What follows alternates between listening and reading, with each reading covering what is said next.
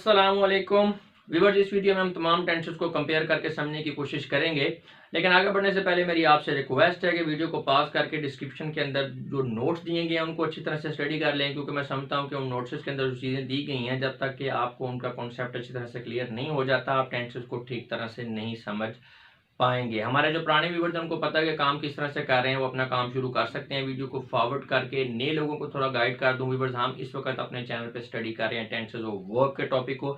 अगर आप पहली दफ़ा टेंस सीख रहे हैं या आपको टेंसेस की बेसिक्स जो है वो क्लियर नहीं है, तो ये वीडियो आपके लिए नहीं है। उसके लिए बेसिक वीडियोज़ ऑर्गेनाइज की गई हैं अलहदा से, उसमें हर एक टेंस के ऊपर एक सेपरेट वीडियो है और उसके अंदर पूरी डिटेल के अंदर एग्जांपल एंड रूल्स की मदद से हर चीज़ को मुकम्मल कवर करवाया गया। तो आप वो वीडियोस देखें, लिंक नीचे डिस्क्रिप्शन में दे दिए गए हैं। अब वो वीडियो में आपको थोड़ा सा गाइड कर दूं कि दो टीचिंग मेथोडोलॉजीज हमने यूज़ की हैं, यानी एक जो टॉपिक है आपका, एक टेंस जो है उसके ऊपर दो बेसिक वीडियोज़ हैं।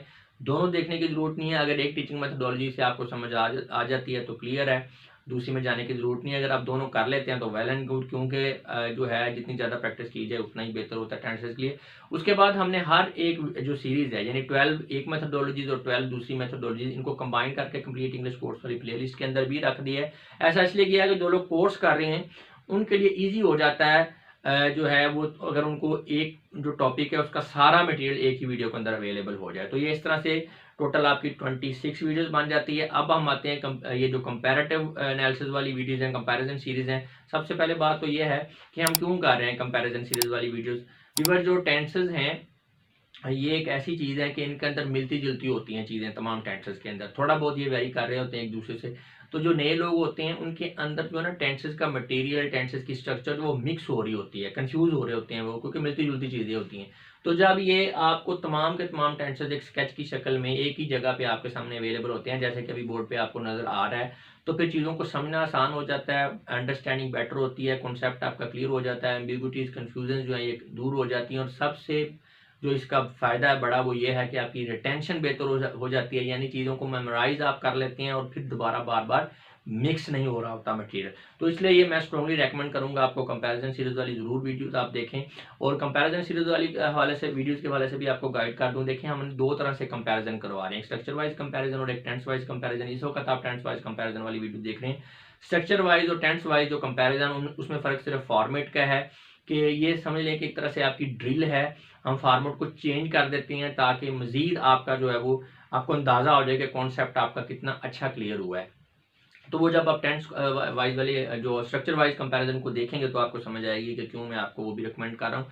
अभी 11 टोटल वीडियोज़ हैं कंपैरिजन सीरीज में। उसमें एक इंट्रोडक्टरी वीडियो सबसे पहले, उसके बाद 5 वीडियो स्ट्रक्चर वाइज कंपैरिजन में पर्सन वाइज, और फिर 5 वीडियोज़ जो हैं ये आपकी आ जाती हैं टेंस वाइज कंपैरिजन में पर्सन वाइज। अब पर्सन वाइज का मतलब ये है कि first person singular, first person plural, second person singular and plural जो कि आप इस वक्त आप देख रहे हैं, उसके बाद third person singular and third person plural. तो ये टोटल 5 वीडियोस हैं, हमने पर्सन्स को भी चूंकि कवर करना है तो ये 11 वीडियोस हैं। और इनमें भी हमने सब इनकी सीरीज बनाई है ड्यूरेशन वाइज। एक 5 मिनट वाली सीरीज और एक 20 टू 30 मिनट वाली सीरीज है जो कि आप इस वक्त देख रहे हैं। अब ये हमने वेरिएशन क्यों यहाँ पे बिल्ड की है, उसमें देखें कुछ स्टूडेंट्स को टेंसेस अच्छी तरह से आते हैं, उन्हें जस्ट एक ओवरव्यू चाहिए होता है, तो फिर उनका टाइम बचाने के लिए हमने छोटी वीडियोस जो है बना दी है। उसमें मैं ये सारी चीज़ों को एक्सप्लेन नहीं करता, जस्ट इंट्रोड्यूस करवा देता हूँ कि काम कैसे करना है, तो वो काम कर लेते हैं। और जो लोगों को थोड़ा मज़ीद समझने की ज़रूरत है, थोड़ा प्रॉब्लम आ रहा है, वो चाहते हैं कि एक दफ़ा वो इसको देखें भी कि कैसे करवाइए, तो फिर उसमें मैं एक्सप्लेन भी करता हूँ, डिस्क्राइब करता हूँ सारा, तो उसमें फिर टाइम ज़्यादा लगता है। तो ये बनाने का मकसद सिर्फ ये है कि लोगों का टाइम सेव किया जाए, जिस तरह की किसी की ज़रूरत है उस हवाले से तमाम तरह के व्यूवर्स को हमने अकोमोडेट करने की कोशिश की है। तो ये 11 वीडियोज़ हैं, सारी दोनों सीरीज करने की ज़रूरत नहीं है। और अगर आप ये 20 टू 30 मिनट वाली सीरीज़ कर रहे हैं तो वो 5 मिनट वाली सीरीज़ करने की तो कोई लॉजिक ही नहीं बनती, क्योंकि वो इसी का एक शॉर्ट फॉर्म है। तो ये टोटल 11 वीडियोज़ हैं और चूँकि 2 सीरीज़ हैं तो ये 22, और फिर इनको भी कंबाइन करके कंप्लीट इंग्लिश कोर्स में रख दिया तो ये 24 ये होगी, 26 पहले वाली थी, तो टोटल आपकी 50 वीडियोज़ हो जाती हैं। ये ब्रेकअप मैंने आपको इसलिए समझाया है कि जो नए लोग आते हैं वो परेशान हो जाते हैं, घबरा जाते हैं कि टेंसेस के ऊपर 50 वीडियोज़ रिपीट हो रहा है, ये हो रहा है, वो रहा है। तो मैंने आपको ब्रेकअप बता के सारा क्लियर कर दिया है। आपने सारी वीडियोस नहीं करनी, एक सीरीज में आपको समझ आ रही है तो इट्स ओके। और वैसे भी 4 कंबाइंड वीडियोस कर लेती हैं तो हर तमाम के तमाम टेंसेस हर हवाले से आपके जो है वो क्लियर हो जाते हैं। और मैं आपको रिकमेंड करूंगा कि आप करें ये 4 कंबाइंड वीडियोस, क्योंकि उसमें यह है कि प्रैक्टिस जो है उसका कोई नुकसान नहीं है आपको, जितनी ज़्यादा करेंगे उतनी ज़्यादा बेहतरी और इम्प्रूवमेंट जो है आपकी चीज़ों में आती जाएगी। अब हम आते हैं जी इस वीडियो में, इसमें हम second person singular plus plural को देख रहे हैं, यू को।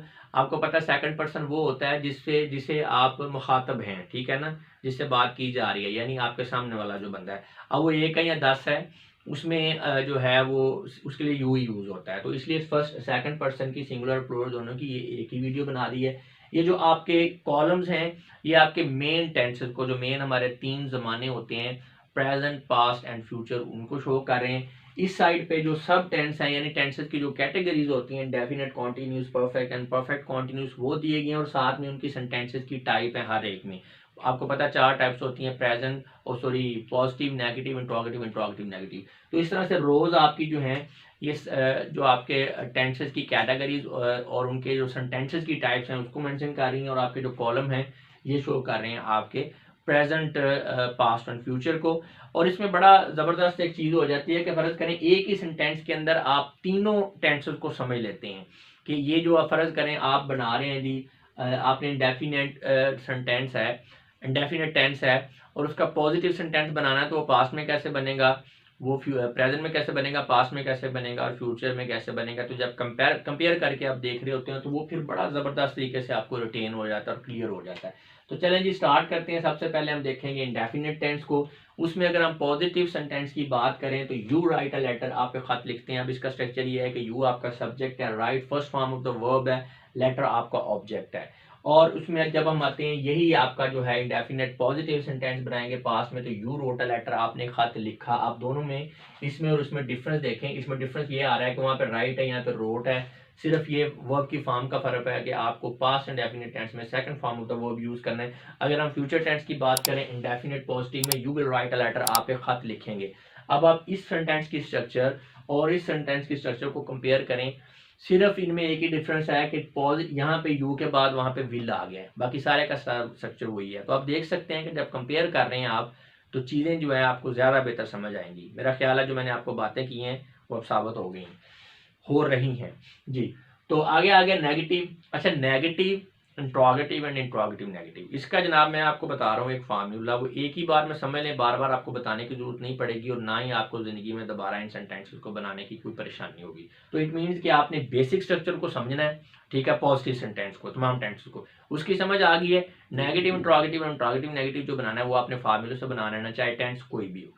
अच्छा जी, अब आपको फार्मूला बताते हैं नेगेटिव सेंटेंस का। देखें, जब आपने पॉजिटिव सेंटेंस को नेगेटिव सेंटेंस में कन्वर्ट करना है तो क्या करना है, आपने नॉट ऐड करना है। अब ये नॉट की जो पोजीशन है सेंटेंस के अंदर ये बड़ी क्रिटिकल होती है। अगर आपने इसको इधर उधर कर दिया सेंटेंस आपका गलत हो जाएगा। तो इसकी पोजीशन को याद रखने के लिए फार्मूला याद रख लें।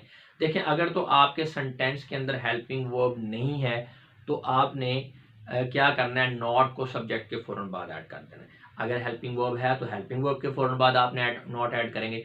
अगर आपका हेल्पिंग वर्ब 2 या 2 से ज़्यादा वर्ड्स पर मुश्तमिल है तो आपने नॉट जो हेल्पिंग वर्ब के पहले वर्ड के बाद ऐड करना है, दूसरे वर्ड्स को नहीं आपने छेड़ना, यानी दूसरा या तीसरा वर्ड उसको नहीं छोड़ना, पहले वर्ड के बाद आप नॉट ऐड करेंगे। लेकिन जी ये तो नॉट हो गया नेगेटिव का। इंट्रोगेटिव में क्या करना है कि आपने हेल्पिंग वर्ब को उठा कर सब्जेक्ट से पहले ले जाना है। अगर आपका हेल्पिंग वर्ब जो है वो 2 या 2 से ज़्यादा वर्ड्स पर मुश्तमिल है तो आपने वही रूल ऑफ फर्स्ट यूज़ करना है नेगेटिव वाला, कि आपने हेल्पिंग वर्ब के पहले वर्ड को उठा के सब्जेक्ट से पहले लेके जाना है, बाकी चीज़ों को आपने नहीं छेड़ना है। एंड पे साइन ऑफ इंट्रोगेशन तो आएगा ही। अच्छा जी, अब आ गया आपका इंट्रोगेटिव नेगेटिव सेंटेंस। इसमें क्या है कि उसी तरह जब आपने इंट्रोगेटिव बनाना है तो हेल्पिंग वर्ब पूरे को, या अगर वो 2 या 2 से ज़्यादा वर्ड्स पर मुश्तमिल है तो उसका पहले वर्ड को उठा के सब्जेक्ट से पहले ले गए। अब बाकी सेंटेंस में आपने चूंकि उसको नेगेटिव बनाना, तो नेगेटिव के लिए जो मैंने आपको सबसे पहले रूल बताया था, अगर हेल्पिंग वर्ब ना हो तो नॉट को सब्जेक्ट के बाद ऐड करना है। अब हेल्पिंग वर्ब तो आप उठा के ले गए सब्जेक्ट से पहले, नो डाउट उसके दूसरा या तीसरा वर्ड हो सकता है, लेकिन उसको आपने जो है कंसीडर नहीं करना जब आप सेंटेंस इंट्रोगेटिव नेगेटिव बना रहे हैं। तो आप हेल्पिंग वर्ब को उठा के सब्जेक्ट से पहले ले गए, इसका मतलब बाकी सेंटेंस के अंदर हेल्पिंग वर्ब नहीं है तो नॉट कहाँ पे ऐड करेंगे, डेफिनेटली आप सब्जेक्ट के फौरन बाद ऐड करेंगे। अगर आपको इस तरह से समझने में मुश्किल पेश आ रही है तो बस आप एक थंब रूल जो है उसको ध्यान में रख लें कि इंट्रोगेटिव नेगेटिव सेंटेंस जो है वो किसी भी टेंस का हो, उसमें नॉट आपने सब्जेक्ट के फौरन बाद ऐड करना है। लेकिन ये याद रख लें, कभी भी गलत नहीं होगा। तो ये मैंने आपको सारे प्रोसीजर बता दिए हैं, नेगेटिव बनाने के, इंट्रोगेटिव बनाने के, इंट्रोगेटिव नेगेटिव बनाने के। अब मैं बार बार इनको एक्सप्लेन नहीं करूंगा क्योंकि सारे के सारे जो हैं आपके जो सेंटेंसेज हैं इसी रूल पे बनते हैं, स्वाय जो आपका प्रेजेंट इंडेफिनिट और पास्ट इंडेफिनिट है उसमें थोड़ी एक्सेप्शन है, वो भी ब्रीफ कर देता हूँ। अच्छा, उसमें ये है यू राइट अ लेटर है। अब इसमें आप देखें, इसमें मैंने आपको बताया था कि अगर आपका हेल्पिंग वर्ब नहीं है तो सब्जेक्ट के बाद आपने नॉट ऐड करना है, तो you do not write a letter. No doubt not जो है वो सब्जेक्ट के बाद ऐड किया है हमने, लेकिन इसमें एक चीज़ आपने इजाफी तौर पर रखनी है कि यहाँ पे आपने नॉट को अकेले को यूज़ नहीं करना, साथ में डू भी लगाएंगे, तो ये you do not write a letter. इसी तरह जब हमने इंट्रोगेटिव बनाया तो आपको बताया था कि हमने सब्जेक्ट जो हेल्पिंग वर्ब है उसको सब्जेक्ट से पहले ले जाना है। अब इसमें हेल्पिंग वर्ब तो है नहीं, तो इसका मतलब हेल्पिंग वर्ब फिर हम डू को लेंगे, तो do you write a letter. बाकी इंट्रोगेटिव नेगेटिव का पता ही है आपके, यू के बाद नॉट आ जाएगा, तो इसका मतलब डू जो है इसको ध्यान में रखना है आपने कि डू ऐड करेंगे आप नेगेटिव में भी और इंट्रोगेटिव में भी। पास्ट में क्या आ जाता है, पास्ट में भी वही मसला है कि यहाँ पे हेल्पिंग वर्ब चूंकि नहीं है तो नॉट आपका सब्जेक्ट से बाद आएगा, लेकिन नॉट को आपने अकेले नहीं यूज करना, यहाँ पे डिड यूज करना है। प्रेजेंट इंडेफिनेट में आप डू यूज कर रहे थे, यहाँ पे आप डिड यूज कर रहे हैं। और एक चीज ये है कि यहाँ पे first form of the verb आपकी यूज होगी, सेकंड नहीं होगी, तो इसमें ये भी एक वेरिएशन है कि जो पास्ट टेंस है उसमें second form of the tense जो है वो सिर्फ और सिर्फ पॉजिटिव सेंटेंस में होगी। जब फिक्र के अंदर डिड आ गया है, नेगेटिव इंट्रोगेटिव नेगेटिव में आपने फर्स्ट फॉर्म तो वो भी यूज करनी है, इस चीज को भूलना नहीं, अक्सर स्टूडेंट यहाँ पे गलती करते हैं। तो यहाँ पे आगे जब आपने इसको इंट्रोगेटिव बनाना तो आप देख सकते हैं कि इसमें हेल्पिंग वर्ब नहीं है जिसको हम सब्जेक्ट से पहले ले जाएं, तो यहाँ पे आप जैसे वहाँ पे डू किया था यहाँ पे डिड कर लेंगे। तो यही जनाब आपकी एक्सेप्शन थी, ये भी आपको बता दिया, ये रूल आप जहन में रख लें। आप दोबारा आपको कभी भी लाइफ में अगर ये समझ आ गया रूल की तो नेगेटिव इंट्रोगेटिव नेगेटिव बनाते हुए सेंटेंसेस की प्रॉब्लम नहीं होगी। तो जस्ट आप हम पॉजिटिव सेंटेंसेस को देखेंगे, बाकी तो मेरा ख्याल है कि आप बना लेंगे, लिखे भी हों यहाँ पे, आप रीड कर सकते हैं, देख सकते हैं। अगर आपको कहीं प्रॉब्लम हो वीडियो को पीछे करके आप रूल को दोबारा समझ सकते हैं जी। तो बहरहाल इसको मैं करवाऊंगा, you do not write a letter, you did not write a letter. अच्छा, अब हाँ यहाँ पे आ गया you will not write a letter, तो इसमें आप देख सकते हैं कि हेल्पिंग वर्ब के फौरन बाद नॉट है, और यहाँ पे जब आप इसको देखते हैं इंट्रोगेटिव को तो विल पहले आ गया है, और इंट्रोगेटिव नेगेटिव में भी विल पहले आ गया है, और नॉट जो है सब्जेक्ट के फौरन बाद है। अच्छा, ये डिड के वाले से आपको बता दूं, डिड डू डिड डन ये मेन वर्ब के तौर पे भी यूज होता है, लेकिन यहाँ पे प्रेजेंट इंडेफिनिट और पास्ट इंडेफिनिट में ये ऑक्सिलरी वर्ब या हैप्पी वर्ब के तौर पे यूज हो रहा है, तो इस चीज को भी आपने ज़हन में रखना है। अब हम आ जाते हैं जी कॉन्टिन्यूस की तरफ। तो कॉन्टिन्यूस पॉजिटिव प्रेजेंट में क्या होगा, you are writing a letter, आप खत लिख रहे हैं। पास्ट में क्या है, you are writing a letter, आप खत लिख रहे थे। और फ्यूचर में क्या होगा, you will be writing a letter, आप एक खत लिख रहे होंगे। अब इन तीनों सेंटेंसेस के जो स्ट्रक्चर है उसको कंपेयर करें तो उसमें सिर्फ और सिर्फ हेल्पिंग वर्ब की वेरिएशन आ रही है, यानी वहाँ पे हेल्पिंग वर्ब आर है, वहाँ पे वर है, और वहाँ पे विल बी है, बाकी कोई चेंज नहीं है, आप देख सकते हैं।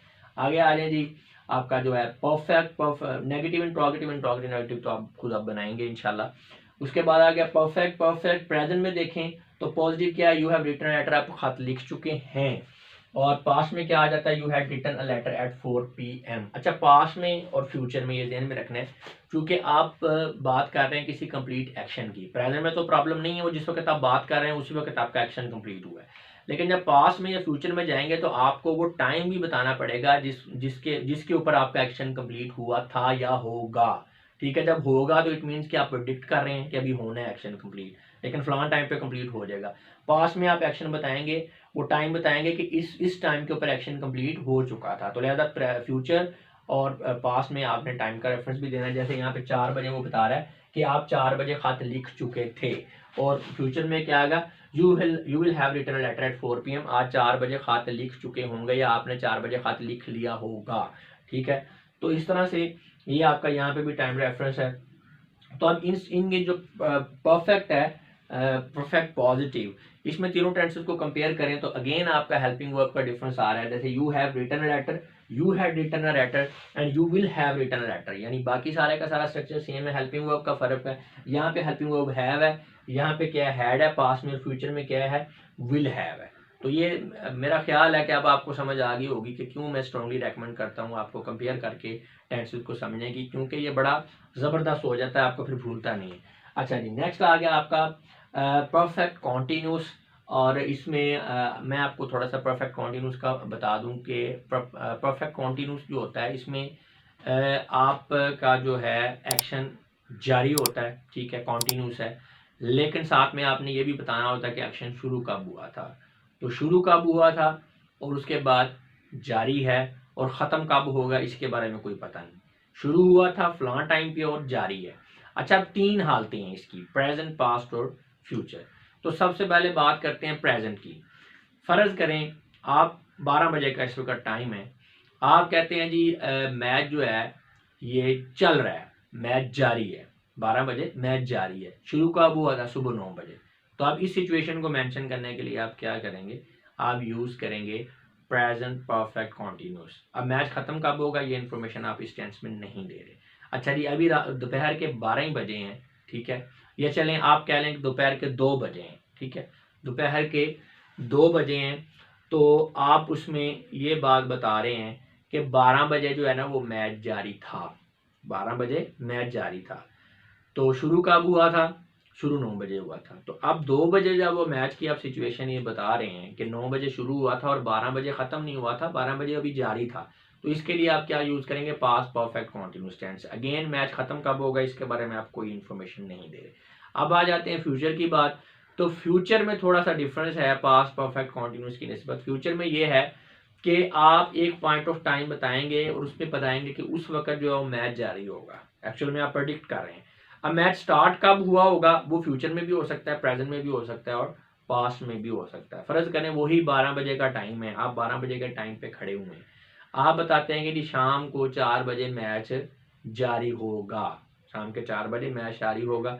अब ये शुरू जो है कब हो सकता है ये मैच 2 बजे शुरू हो, यानी आप 12 बजे खड़े हैं, 2 बजे शुरू हो, तो इसका मतलब फ्यूचर में ही शुरू होगा और 4 बजे ये जारी होगा। दूसरी सिचुएशन ये है कि मैच आप कहते हैं 4 बजे जो है वो जारी होगा, शुरू कब हो रहा है? अभी शुरू हो रहा है 12 बजे। इसका मतलब प्रेजेंट में आपका काम शुरू हो रहा है और 4 बजे फ्यूचर पे वो काम आपका जारी होगा। या तीसरी सिचुएशन ये है कि आप कहते हैं कि शाम के 4 बजे मैच जो है वो जारी होगा, शुरू कब हुआ है? 9 बजे शुरू हुआ था। इट मीन्स कि काम जो एक्शन जो है वो शुरू पास्ट में हुआ लेकिन फ्यूचर में 4 बजे यानी वो जारी होगा। तो इसके लिए फिर आप फ्यूचर परफेक्ट कंटीन्यूअस टेंस होंगे यूज़ करेंगे। तो ये 3 सिचुएशन है। अब टाइम रेफरेंस आप देख सकते हैं 2 दफ़ा पॉइंट ऑफ टाइम आ रहा है। एक पॉइंट ऑफ टाइम वो है जहाँ पे आप बता रहे हैं कि काम एक्शन आपका शुरू कब से हुआ, और एक पॉइंट ऑफ टाइम वो है जहाँ पे आप बता रहे हैं कि उस वक्त एक्शन जो है स्टेटस बता रहे हैं एक्शन का कि जारी होगा। अच्छा, कहाँ से काम स्टार्ट हुआ है इस चीज़ को रिफर करने के लिए आप सिंस एंड फॉर का यूज़ करते हैं, यानी सिंस 4 o'clock, सिंस 3 o'clock। अगर आपको एग्जैक्ट टाइम ऑफ पता है, यानी पॉइंट ऑफ टाइम का आपको पता है एग्जैक्ट एक्चुअल, जैसे 4 बजे, 2 बजे, 3 बजे, ठीक है, 1973 से 1912 से सुबह से शाम से, तो उसके लिए आप सिंस यूज़ करेंगे। लेकिन आपको एग्जैक्ट टाइम नहीं पता, आपको ड्यूरेशन का कॉन्सेप्ट है, तो उसके लिए यानी पीरियड ऑफ टाइम आ रहा, तो फिर उसके लिए आप फॉर यूज़ करेंगे। अभी सेंटेंसेस में देखेंगे तो आपको क्लियर हो जाएगा। तो उसमें सिंस एंड फॉर यूज़ करते हैं इस चीज़ के लिए, यानी एक्शन स्टार्ट कब हो रहा है उस चीज़ को रिप्रेजेंट करने के लिए। और जो आपका एक्शन वो वाला पॉइंट ऑफ टाइम जिसके ऊपर आप स्टेटस बता रहे हैं एक्शन का कि उस वक्त जारी होगा, वो आपने एग्जैक्ट वैसे ही बीच में लिख देना है। उसके लिए सिंस एंड फॉर या इस तरह की कोई चीज़ आप यूज़ नहीं करेंगे। तो चलें देखते हैं जी परफेक्ट कॉन्टीन्यूस पॉजिटिव में प्रेजेंट टेंस में किस तरह बनेगा। You have been writing a letter since morning. आप सुबह से खत लिख रहे हैं, ठीक है, सुबह से खत लिख रहे हैं। अब इसका मतलब काम अभी जारी है, कंप्लीट कब होगा कोई पता नहीं, काम शुरू कब हुआ था? सुबह को हुआ था। तो सुबह से को मैं रिफर करने के लिए सेंस यूज कर लिया है, सुबह से आप खत लिख रहे हैं। पास्ट परफेक्ट कॉन्टिन्यूस में अगर हम आए, you have been writing a letter in the evening for 2 hours। आप शाम को 2 बजे से खत लिख रहे थे। फर्ज करें अभी मैं सुबह का टाइम में खड़ा हूँ, पिछली शाम की मैं रूटीन बता रहा हूँ, ठीक है। तो उसमें जो इवनिंग है ये वो पॉइंट ऑफ टाइम है जिसपे आप स्टेटस बता रहे हैं एक्शन का कि उस वक्त जारी था। और 2 hours का मतलब है कि वो जारी कब से था? 2 घंटों से था। अब यहाँ पे पॉइंट ऑफ टाइम नहीं है, पीरियड ऑफ टाइम है, तो इसलिए मैंने फॉर यूज कर दिया। और you had been writing a letter in the evening for 2 hours। आप शाम को 2 घंटे से खत लिख रहे थे। आगे आ जाता है फ्यूचर परफेक्ट कॉन्टिन्यूस। तो ये आ गया, you will have been writing a letter in the evening for 2 hours। आप शाम को जो है, अब यानी मैं सुबह को खड़ा हुआ जो अभी शाम आनी है उसके बारे में प्रेडिक्ट कर रहा हूँ कि शाम को जनाब आप 2 घंटे से खत लिख रहे होंगे।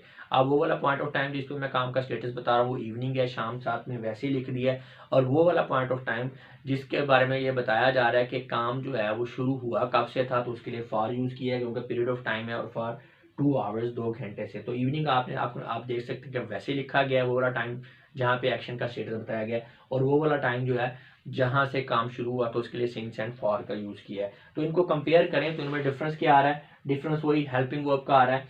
वहाँ पे हैव बिन है, यहाँ पे हैड बिन है, और वहाँ पे विल हैव बिन है। यानी बिन तो फिर सब में आ रहा है, तो आप यही कह सकते हैं कि वहाँ पे आपने हैव यूज़ किया है, यहाँ पे आपने हैड यूज़ किया है, और यहाँ पे आपने विल हैव यूज़ किया है। तो बाकी सारे का सारा स्ट्रक्चर सेम है, आप देख सकते हैं।